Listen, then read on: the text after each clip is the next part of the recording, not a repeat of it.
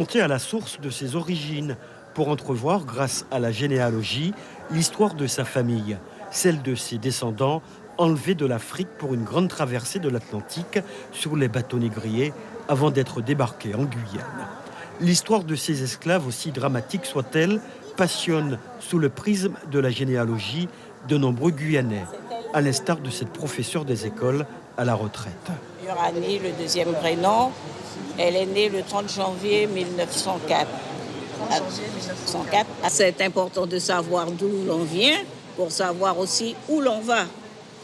On a toujours besoin de s'appuyer sur le passé pour agir sur l'avenir, sur le présent et l'avenir.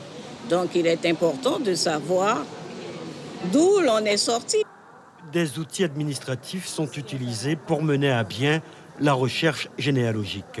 Nous avons des registres d'état civil, nous avons des inventaires et donc c'est à partir du guide de la recherche généalogique que nous devons commencer à faire les recherches. La discipline est nouvelle en Guyane. La dynamique qu'elle engendre s'est véritablement enclenchée depuis 3 ans environ. Et les archives territoriales jouent un grand rôle dans le domaine de la vulgarisation. Mais la recherche généalogique peut aussi avoir des limites. Dans la branche généalogique qui vient des anciens esclaves, le blocage, c'est le moment où l'esclave est arrivé d'Afrique.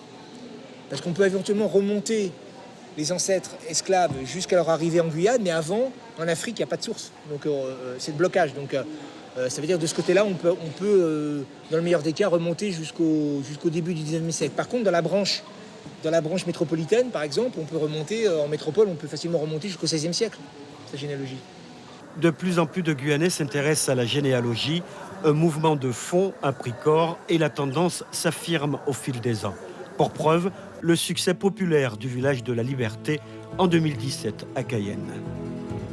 Les personnes ont pris conscience qu'ils appartenaient à une lignée d'esclaves.